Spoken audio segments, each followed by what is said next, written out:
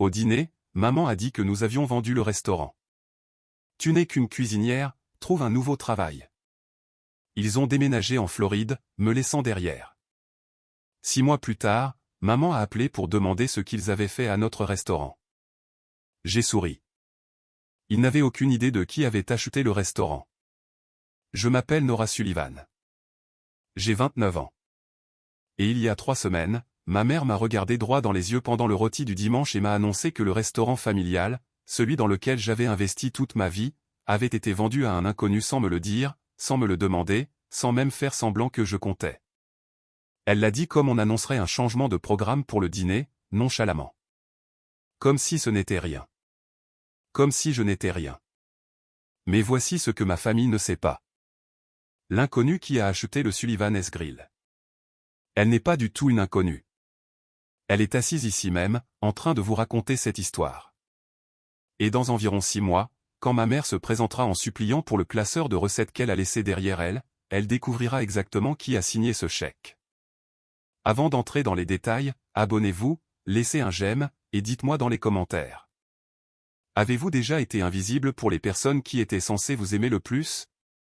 Laissez-moi vous ramener au début. J'ai grandi dans une petite ville de l'Est de la Pennsylvanie appelée Ridgemont. Population 12 000, une rue principale, 2 églises et un restaurant que tout le monde en ville connaissait de nom, le Sullivan's Grill. Mon grand-père, Patrick Sullivan, l'a ouvert en 1971. C'était un immigrant irlandais avec des mains épaisses et un accent encore plus prononcé. Il faisait le meilleur shepherd SP à l'est du Mississippi. Ou du moins, c'est ce que disait l'affiche à la fenêtre. Quand il est mort, le restaurant est revenu à mon père, Thomas. Et quand mon père le gérait, c'était bien. Pas excellent, juste bien. Mais l'âme de cet endroit, ce qui maintenait les lumières allumées et les tables pleines, c'était moi. Je n'en recevais tout simplement pas le crédit. Il faut que vous compreniez la famille dont je viens. Ma mère, Diane, était le genre de femme qui souriait pour les photos et hurlait derrière les portes closes. Elle avait une voix qui pouvait faire tourner le lait quand elle était en colère, ce qui arrivait souvent. Elle a épousé mon père à 20 ans. Elle n'a jamais travaillé un seul jour dans ce restaurant. Mais elle agissait comme si elle l'avait construit de ses propres mains.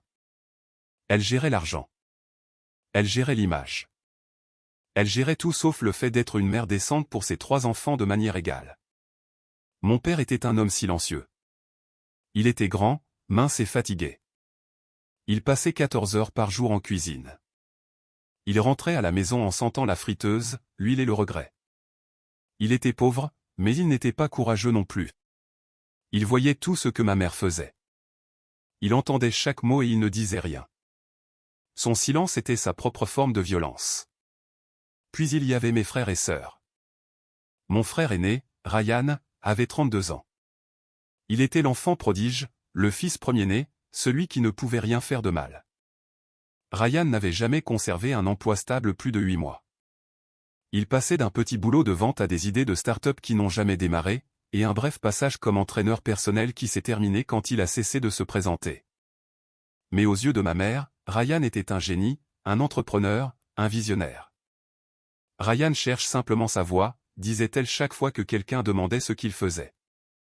Il n'est pas comme les autres. Il voit plus grand. Ryan voyait plus grand depuis sa chambre d'enfant jusqu'à ses 28 ans. Puis il a emménagé dans un appartement que mes parents payaient. Ma sœur cadette, Megan, avait 25 ans. C'était le bébé.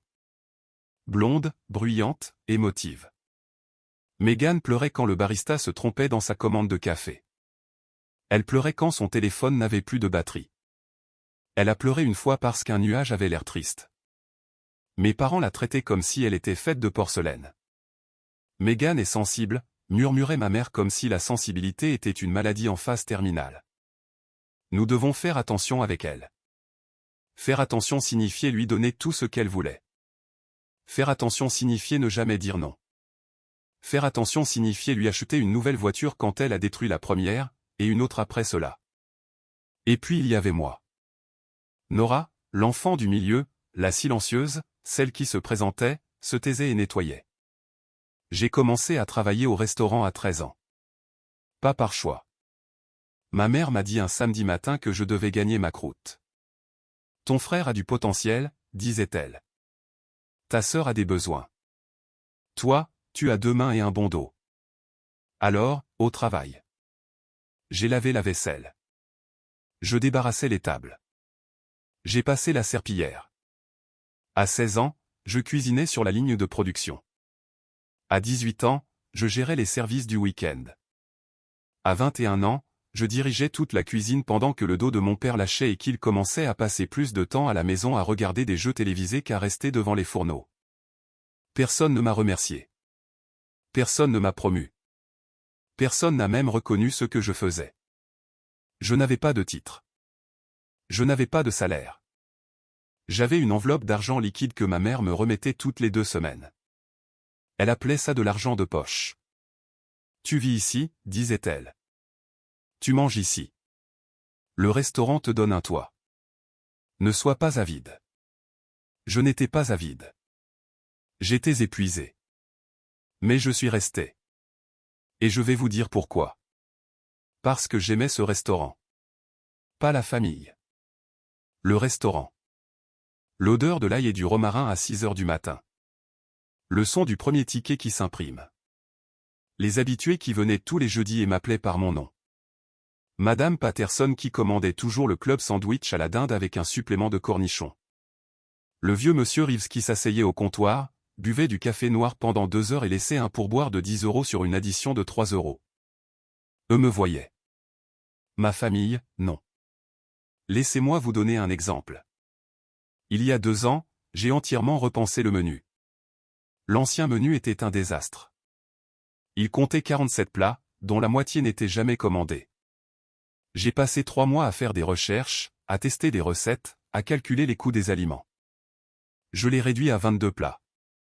J'ai introduit une rotation saisonnière. J'ai utilisé des produits locaux. J'ai créé un menu de brunch qui n'existait pas auparavant. Le premier mois après le lancement du nouveau menu, les revenus ont augmenté de 31%. 31%. Le journal local a écrit un article. Ils ont appelé cela une renaissance. Ma mère a découpé l'article et l'a encadré dans le couloir de notre maison. Elle a dit à tout le monde à l'église que la famille avait travaillé ensemble pour moderniser le restaurant. Elle a utilisé le mot « nous » 14 fois dans une seule conversation. Elle n'a jamais prononcé mon nom. Quand j'en ai parlé au dîner, elle m'a regardé comme si j'avais parlé à tort et à travers. Nora, a-t-elle dit, le restaurant est un effort familial. N'en fais pas une affaire personnelle. Ce n'est pas séduisant. Ryan, qui n'avait pas mis les pieds au restaurant depuis 3 mois, a hoché la tête. Ouais, Nora, ne sois pas bizarre avec ça. Megan n'a même pas levé les yeux de son téléphone. Voilà ma vie. Je donnais tout pour le restaurant, et eux se versaient des verres de vin et s'en attribuaient le mérite. Mais voici ce qu'ils ne savaient pas. Ce qu'aucun d'eux ne savait. Il y a 3 ans, j'ai lancé un blog culinaire. C'était modeste au début, juste moi postant des recettes, des techniques, des conseils sur l'industrie de la restauration. J'écrivais la nuit après des journées de 16 heures, penché sur mon ordinateur portable dans ma petite chambre pendant que ma famille dormait.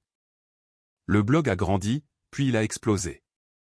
J'ai obtenu un contrat de sponsoring avec une entreprise d'ustensiles de cuisine, puis un autre avec une marque d'aliments de spécialité. J'ai lancé une chaîne YouTube, pas une chaîne d'histoire comme celle-ci, une chaîne de cuisine. En 2 ans, j'avais 600 000 abonnés. Je gagnais plus d'argent avec mon entreprise en ligne que le restaurant ne faisait de revenus. Pas de bénéfices, de revenus. J'ai tout gardé secret. J'utilisais un nom de plume. Mon visage n'était jamais à la caméra, juste mes mains, ma planche à découper, ma cuisinière. Personne dans ma famille ne regardait de contenu culinaire de toute façon. Ryan regardait des vidéos sur les crypto-monnaies. Megan regardait des tutoriels de maquillage. Ma mère regardait la télé-réalité. Mon père regardait ce que ma mère lui disait de regarder. J'avais un compte bancaire séparé, un email séparé, une vie séparée qui existait entièrement entre minuit et 6 heures du matin. C'était à moi. La seule chose dans ma vie qui était vraiment à moi. Je me demandais parfois si je devais leur dire. J'imaginais les asseoir et leur montrer les chiffres. Je fantasmais sur leur visage, le choc, le respect. Mais je savais ce qui se passerait réellement. Ma mère trouverait un moyen de se l'approprier. Elle dirait que les recettes appartiennent au restaurant. Elle dirait que je leur devais une part. Elle transformerait mon succès en son succès, comme elle l'avait toujours fait. Alors, je n'ai rien dit. J'ai économisé mon argent. J'ai attendu. Je ne savais pas ce que j'attendais jusqu'à ce que je le sache. C'était un mardi d'octobre. J'étais au restaurant en train de préparer le service du soir. Mon téléphone a vibré. C'était une alerte Google que j'avais configurée il y a des mois pour le nom du restaurant. Nouvelle annonce. Sullivan's Grill, 118 Main Street, Ridgemont, PA. Propriété commerciale, très rentable, opération clé en main, vendeur motivé. Je l'ai lu 3 fois. Mes mains tremblaient si fort que j'ai fait tomber mon téléphone dans une casserole de soupe. Il vendait le restaurant. Il l'avait mis en vente. Sans me le dire. J'ai repêché mon téléphone de la soupe. Je l'ai essuyé sur mon tablier. Je suis entré dans la chambre froide et j'ai fermé la lourde porte derrière moi. Je suis resté là, au milieu des étagères de produits frais et de produits laitiers, mon souffle formant des nuages dans l'air froid. Et j'ai senti quelque chose se briser en moi. Pas mon cœur, qui se fissurait depuis des années. Quelque chose de plus profond. Le dernier fil d'espoir que peut-être, un jour, il me verrait. Je suis resté dans cette chambre froide pendant 10 minutes. Quand je suis sorti, je n'étais plus triste. J'étais lucide. Ce soir-là au dîner, je les ai observés. Ma mère parlait d'une croisière qu'elle voulait faire. Mon père hochait la tête. Ryan parlait d'une nouvelle idée d'entreprise, quelque chose impliquant des crypto-monnaies et de la nourriture pour chiens. Megan se plaignait que son appartement était trop petit. Personne n'a mentionné le restaurant. Personne n'a mentionné qu'ils étaient sur le point de vendre la seule chose qui m'ait jamais importé. Ils se passaient la purée et parlaient de projets de vacances pendant que mon monde entier était affiché sur un site immobilier, à la portée de n'importe qui. Je me suis excusé et suis parti tôt. Je suis allé dans ma chambre. J'ai ouvert mon ordinateur portable et j'ai fait ce que je fais toujours quand le monde essaie de m'écraser. Je me suis mis au travail. Le lendemain matin, j'ai appelé une avocate d'affaires nommée Madame Blackwell. Elle avait un bureau à Philadelphie, assez loin de Ridgemont pour que personne ne me voie entrer. Je dois créer une société à responsabilité limitée, lui ai-je dit. Et je dois faire une offre sur une propriété commerciale. Les vendeurs ne doivent pas connaître mon identité. Madame Blackwell était professionnelle et directe. Elle n'a pas posé de questions inutiles.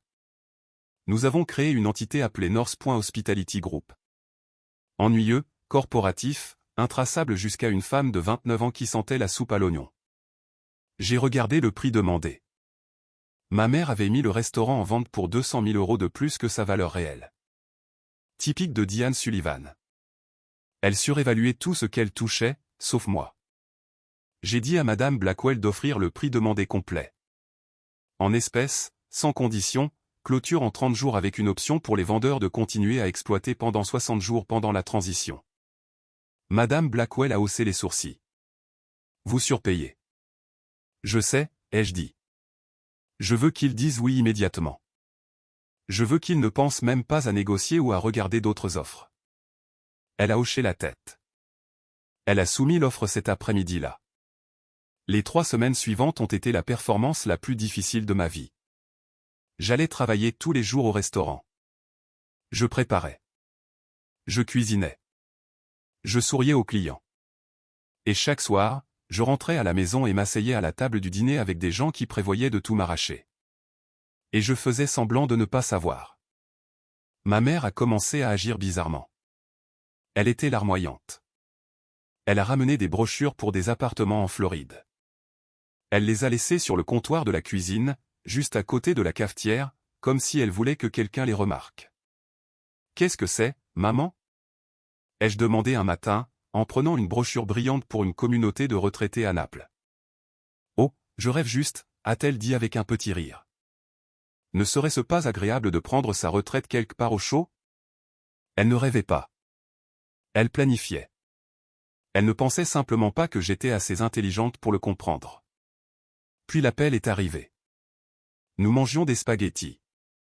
Le téléphone de ma mère a sonné. Elle a jeté un coup d'œil à l'écran et s'est excusée. Elle est allée dans le couloir, mais je pouvais tout entendre à travers les murs minces. Le prix complet. Oh mon Dieu. En espèces. Quand pouvons-nous conclure? Oui. Oui, nous acceptons. Absolument. Elle est revenue à table, rayonnante. Elle était radieuse d'une manière que je n'avais jamais vue. Elle s'est assise et a pris la main de mon père. Thomas, a-t-elle dit, les yeux humides d'excitation. Nous avons une offre. Une société hôtelière de Philadelphie. Il paie le prix complet. En espèces. Mon père avait l'air soulagé. Ryan a levé le poing. Enfin, a-t-il dit. Maintenant, vous pouvez investir dans mon truc de crypto. Megan a applaudi. Est-ce que ça veut dire qu'on peut aller en Floride? Je veux vivre près de la plage. Ma mère était déjà sur son téléphone, faisant défiler les annonces immobilières à Naples. Elle ne m'a pas regardé. Personne ne m'a regardé. Et le restaurant? Ai-je demandé. Quoi, le restaurant? A dit maman, sans lever les yeux. Qu'est-ce qu'il va devenir, le personnel? Et moi? L'entreprise s'en chargera, a-t-elle dit d'un ton dédaigneux. Ils vont probablement changer de nom. C'est une entreprise, Nora. Les entreprises se vendent. Elle l'a dit comme si elle expliquait quelque chose à un enfant. Comme si l'endroit auquel j'avais donné mes 20 ans n'était qu'une ligne sur une feuille de calcul. Et moi? Ai-je demandé à nouveau. Maman a finalement levé les yeux. Ses yeux étaient impatients. Nora, tu trouveras un autre travail. Tu es une cuisinière. Les gens ont toujours besoin de cuisiniers. Une cuisinière. Après tout ce que j'avais fait, après avoir repensé le menu, géré le personnel, maintenu l'endroit en vie pendant que mon père restait à la maison, que mon frère jouait à l'entrepreneur et que ma sœur pleurait à cause des nuages. J'étais une cuisinière. J'ai baissé les yeux sur mes spaghettis. J'ai lentement enroulé ma fourchette. Félicitations, ai-je dit. J'espère que ça marchera. Personne n'a remarqué le ton plat de ma voix. Personne n'a rien remarqué à mon sujet. C'était tout l'intérêt. La clôture a eu lieu 2 semaines plus tard. J'ai pris une journée personnelle, ce que je ne faisais jamais. J'ai conduit jusqu'à Philadelphie.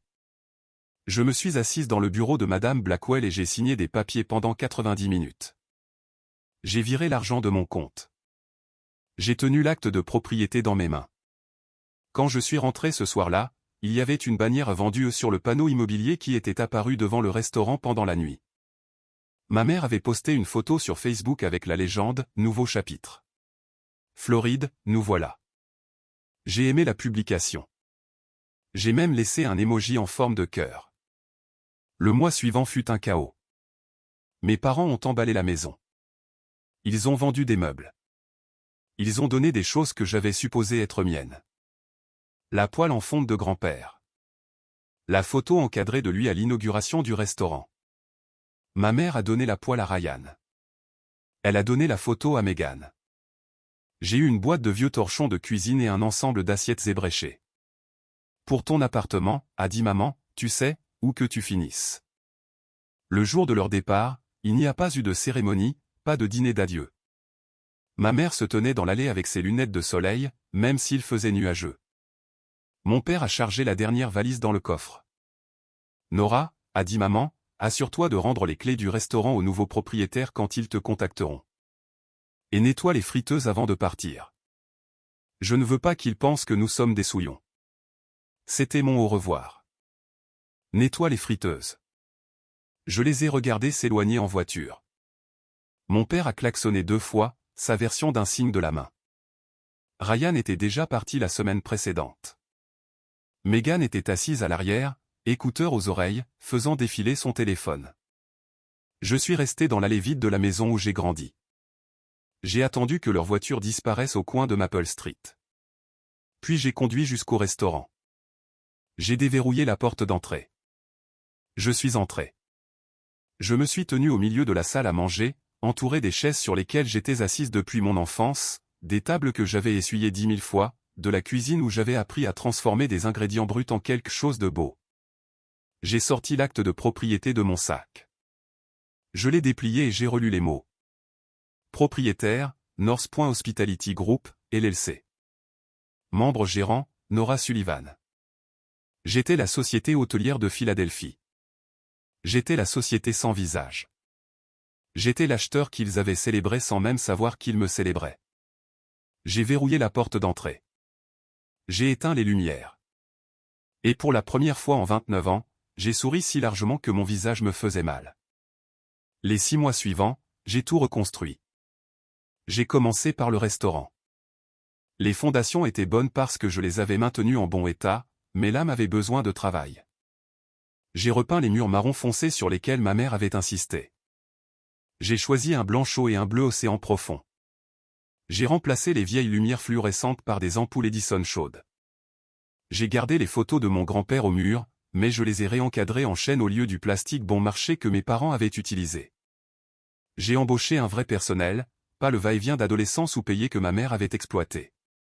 J'ai engagé un sous-chef nommé Derek qui avait été formé à New York. J'ai engagé une directrice de salle nommée Priya qui avait géré les opérations hôtelières pour une chaîne d'hôtels. Je les ai bien payés. Je leur ai donné des avantages sociaux.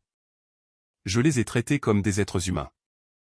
J'ai gardé le nom Sullivan S. Grill, mais j'ai ajouté une petite ligne en dessous sur la nouvelle enseigne. Fondée en 1971, réinventée en 2026. J'ai de nouveau modernisé le menu. J'ai gardé le Shepherd SP de grand-père Patrick, car ce n'était pas négociable.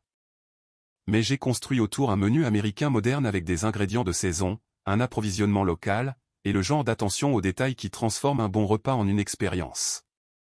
Nous avons rouvert un samedi de mars. Je n'ai pas fait de publicité.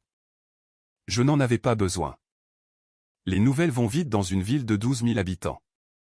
Ce premier week-end, nous étions complets. Madame Patterson est venue et a pleuré en goûtant le nouveau club sandwich. Monsieur Reeves s'est assis à sa place habituelle au comptoir, a bu son café noir et a laissé un pourboire de 20 €. Bon retour, gamine, a-t-il dit. Le journal local a écrit un autre article. Cette fois, ils ont utilisé mon nom. Ils m'ont appelé le cœur du Sullivan S. Grill. Ils ont posé des questions sur les nouveaux propriétaires. La propriété a été acquise par North.Hospitality Group, ai-je dit au journaliste. Je suis la fondatrice et membre gérant. J'ai souri en le disant. Pendant ce temps, je reconstruisais plus qu'un restaurant. Je me reconstruisais moi-même. J'ai loué une petite maison sur Cedar Lane, à 3 pâtés de maison du restaurant. Elle avait un porche avec une balançoire et un jardin avec un érable qui devenait rouge en automne.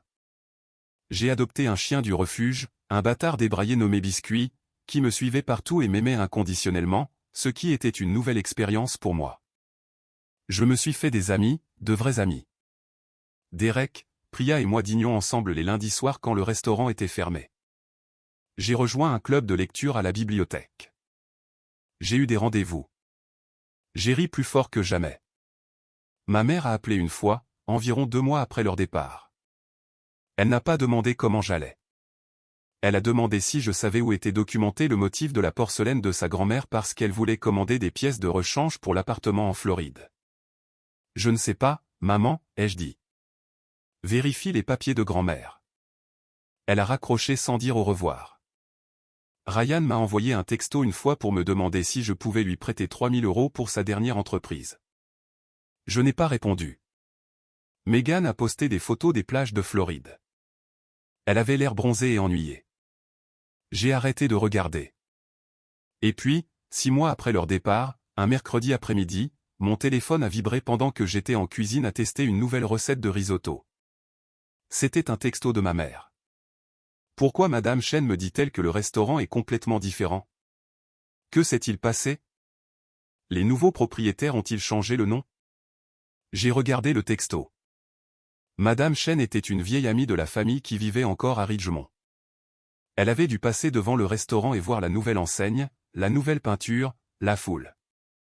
Un deuxième texto est arrivé. Thomas, elle ne répond pas. Quelque chose ne va pas. Ils ont tout changé.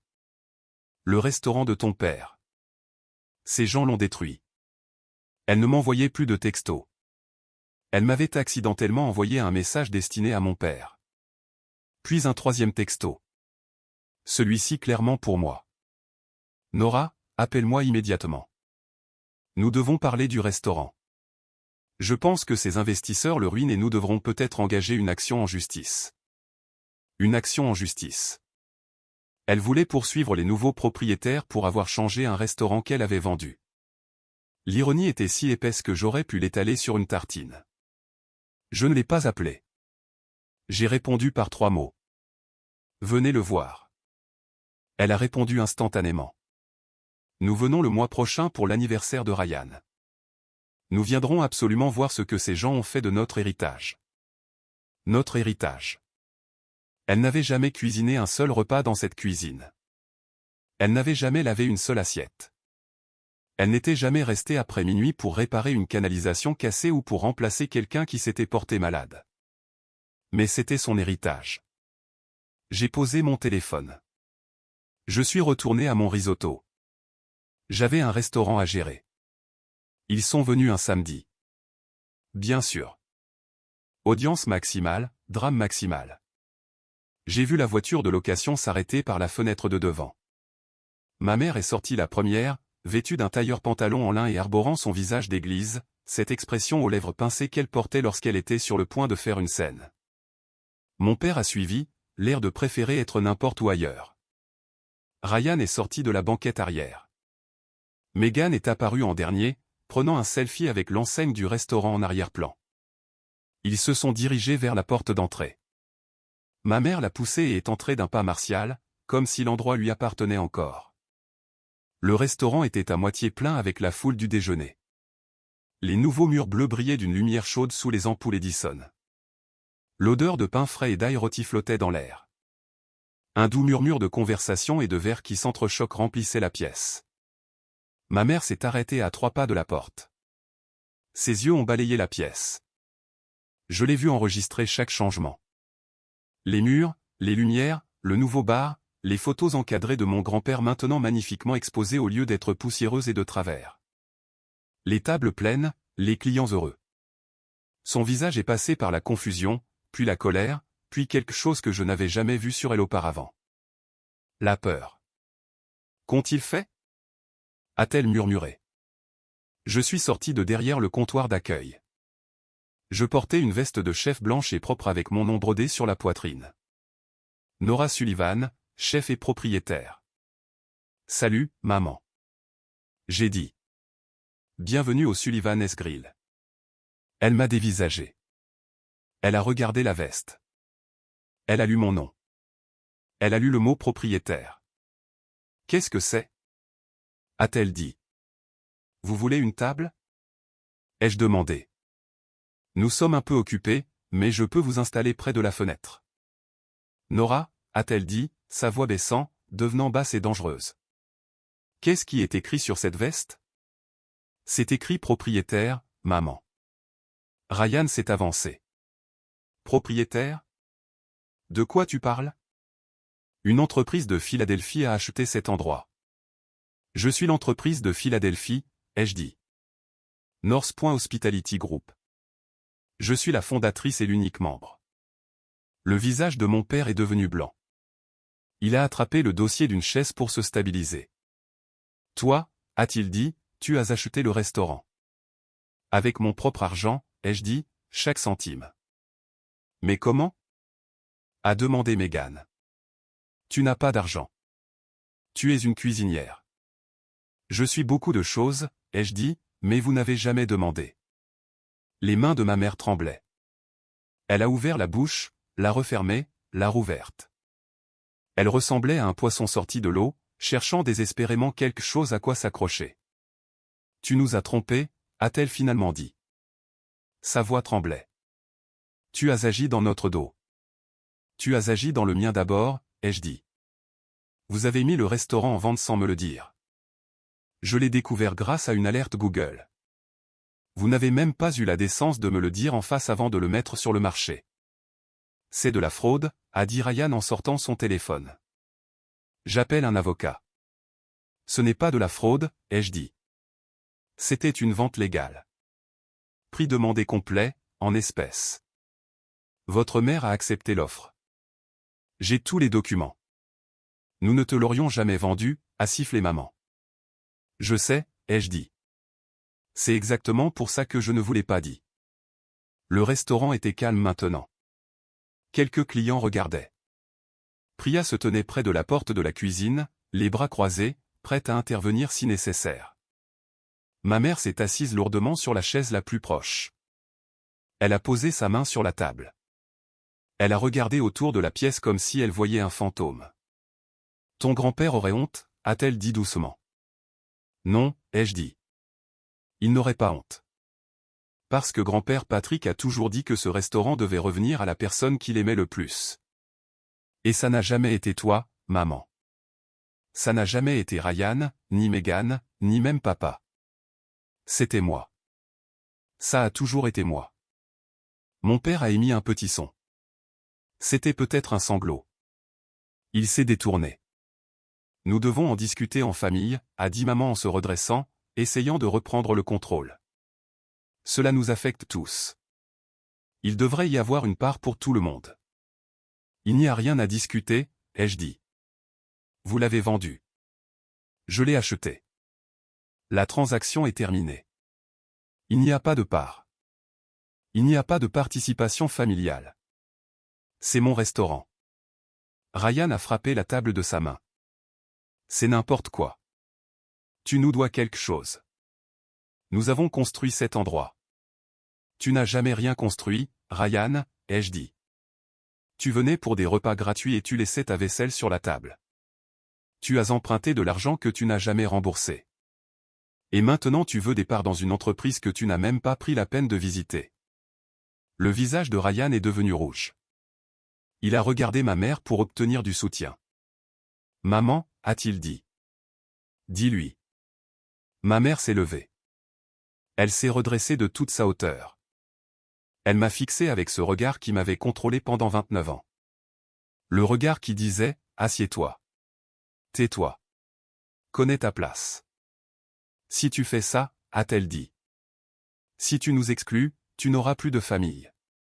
Tu seras seul. C'est ce que tu veux? Je l'ai regardé.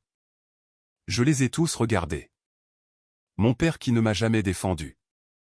Mon frère qui ne m'a jamais respecté. Ma sœur qui ne m'a jamais remarqué.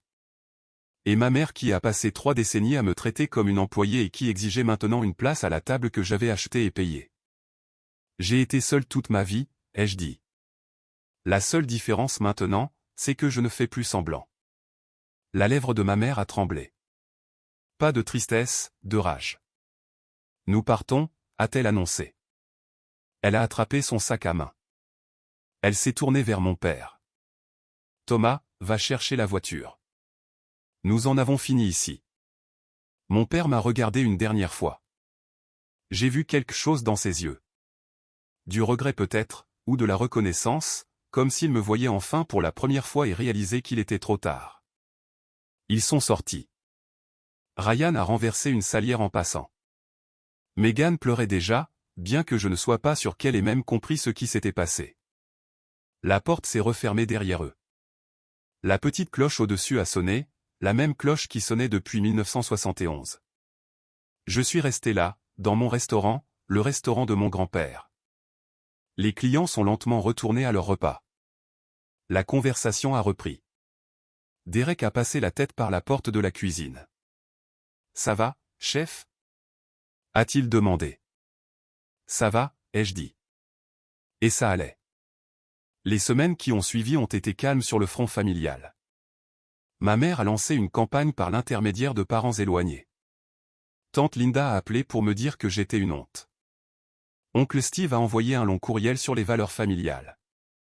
Un cousin à qui je n'avais pas parlé depuis 5 ans m'a envoyé un verset de la Bible sur l'honneur dû à ses parents. Je les ai tous bloqués, un par un. Mon téléphone devenait plus léger à chaque fois. Le restaurant a prospéré. Nous avons eu une critique dans le Philadelphia Inquiret. Ils nous ont donné 3 étoiles et demie et ont qualifié le Shepherd SP de transcendant. J'ai encadré la critique et l'ai accroché à côté de la photo de mon grand-père. Je pense qu'il aurait aimé ça. Pour le 6e anniversaire de l'achat, j'ai organisé une petite fête au restaurant après la fermeture. Juste le personnel, quelques amis, et Monsieur Reeves, dont je commençais à penser qu'il vivait peut-être au comptoir. Priya a porté un toast. À Nora, a-t-elle dit, qui a acheté un restaurant, l'a reconstruit, et n'a brûlé aucun pont parce qu'ils étaient déjà brûlés pour elle. Tout le monde a ri. J'ai ri aussi. C'était comme la lumière du soleil. Cette nuit-là, après que tout le monde soit parti, je me suis assise seule au comptoir. Biscuit dormait à mes pieds. Le restaurant était sombre. Juste la douce lueur des ampoules Edison se reflétant sur les murs bleus. Je pouvais sentir le fantôme du service du soir. Ail, beurre, pain chaud. J'ai sorti mon téléphone. J'ai fait défiler mes contacts. Maman, papa, Ryan, Megan. Je ne les avais pas encore supprimés. Je les avais portés comme des pierres dans ma poche, un poids que j'avais trop peur de poser parce que lâcher prise semblait trop définitif. J'ai appuyé sur supprimer, un par un. 4 noms, 4 pierres en moins. J'ai posé mon téléphone sur le comptoir. J'ai levé les yeux vers la photo de mon grand-père sur le mur. Il était jeune sur cette photo, peut-être 30 ans, debout devant le restaurant le jour de l'ouverture avec un sourire si large qu'on pouvait voir toutes ses dents. J'ai compris, grand-père, ai-je murmuré. Je m'en occupe. Biscuit s'est agité à mes pieds et a laissé échapper un petit soupir. J'ai tendu la main et lui ai gratté les oreilles. J'ai regardé le restaurant une dernière fois. Les chaises étaient empilées sur les tables. Le sol était propre. Tout était à sa place. Je m'appelle Nora Sullivan. J'ai 29 ans. Je suis une chef, une entrepreneur, et la fière propriétaire du Sullivan S Grill. Et pour la première fois de ma vie, je ne suis pas invisible. Dites-moi d'où vous regardez. Et si vous avez déjà été la personne que votre famille ignorait, je veux entendre votre histoire. Mettez-la dans les commentaires. Vous n'êtes pas seul. Et croyez-moi, votre chapitre n'est pas